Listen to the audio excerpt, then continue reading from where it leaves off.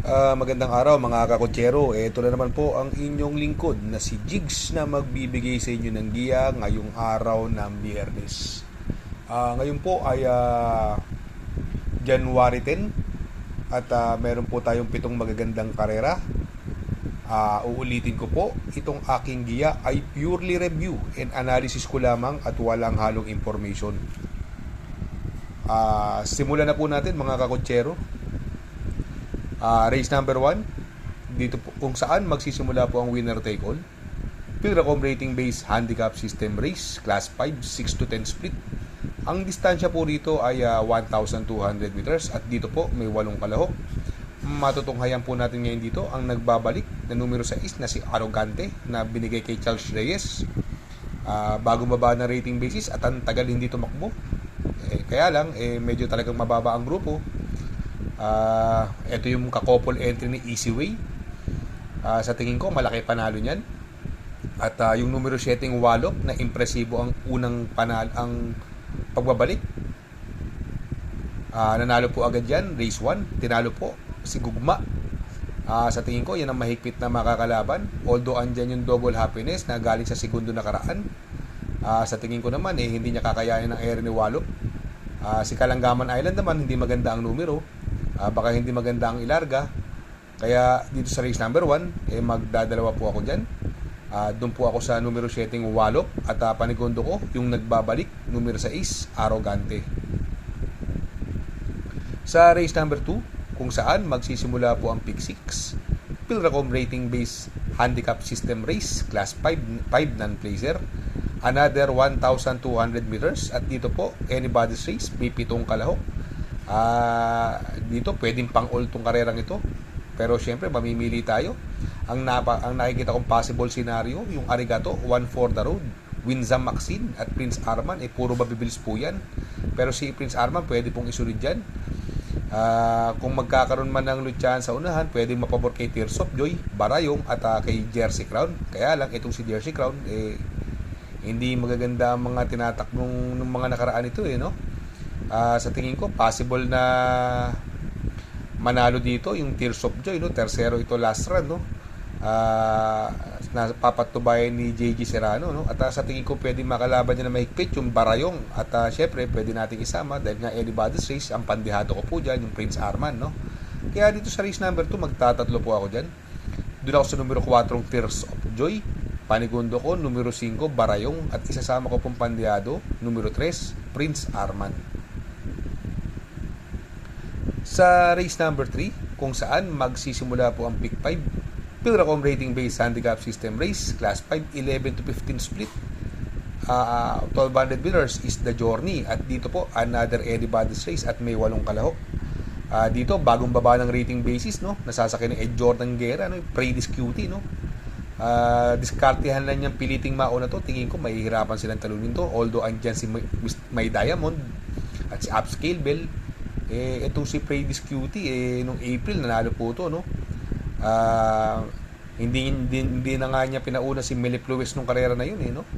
At nagpreba po ng 1.13 yan si Predis Cutie no. Sa tingin ko sa ganda ng numero at gaang ng timbang, maganda lang ilundag, ma-irate lang na maganda nung bata na si Jordan Guerra sa tingin ko malaki chance po niyan.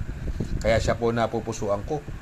Although napupunto sila May Diamond sa tingin ko mukhang maghahabol kay Predis Cutie ito no. Kaya ang nakikita kong magkakaroon ng possible na makachamba rin yung numero 8 Petron. Etong si Petron lately lagi in the money at mababa rin po sa laban. At ito pandihado ko lang numero 7 Upscale Bell no. At gamay po yan ni Garganta no. Kaya dito sa race number 3 magtatatlo po ako dyan. Doon ako sa numero 2 Predis Cutie, panigundo ko numero 8 Petron at isasama ko pong pandihado numero 7 Upscale Bell. Sa race number 4, kung saan po magsisimula ang pick 4, Pilracom rating base handicap system race, class 5, 6 to 10 split. Another 1,200 meter distance at may 8 kalahok. At dito po, another anybody's race.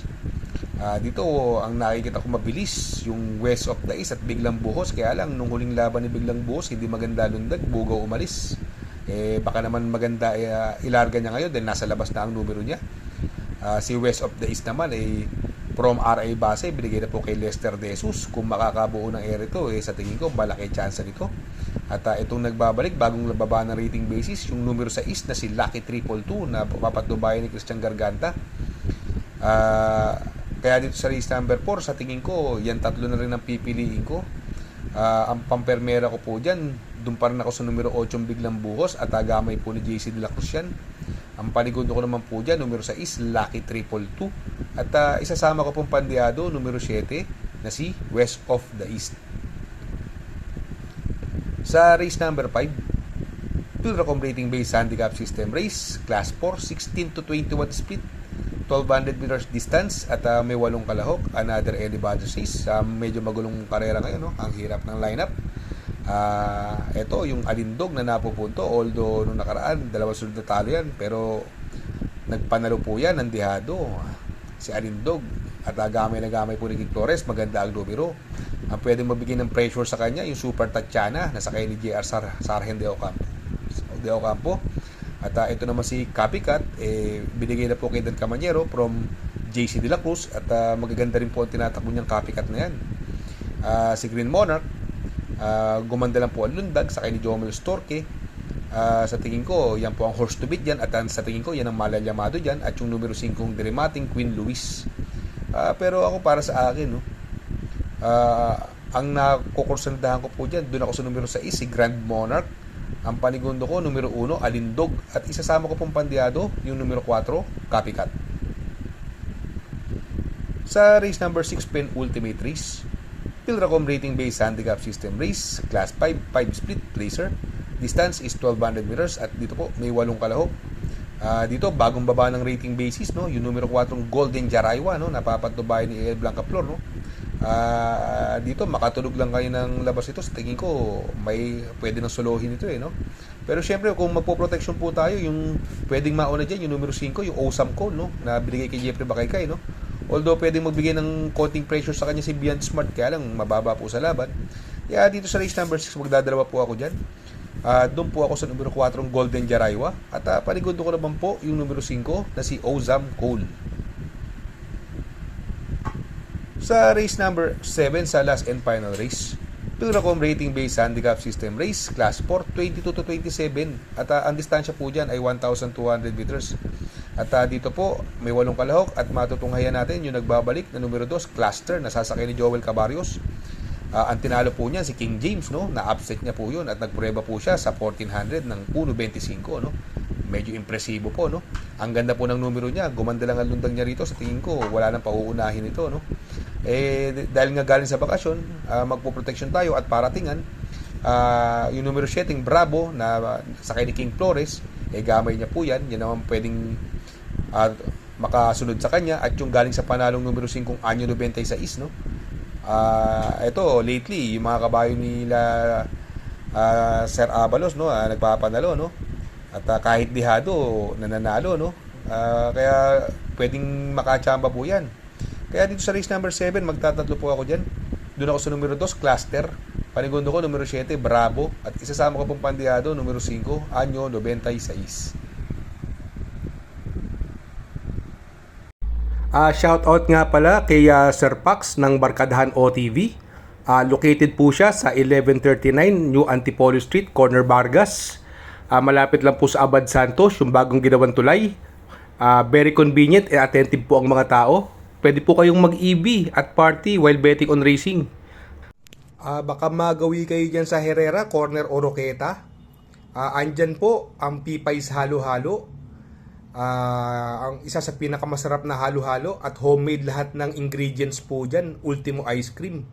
Tabi lang po yan ng Pares at tatapat po ng Kapihan. Shout out kay Sir Arnel Mendoza. Please support his channel. Shout out po Sir Arnel Mendoza. Good luck mga kakutsero. Sana po matapat ang ating giya at yung mga nakasunod, sana po ay magsitama po kayo. Ako yung makikiusap lamang at makikisuyo sa inyo na please like, share, subscribe, and hit the notification bell para update kayo sa aking mga giya.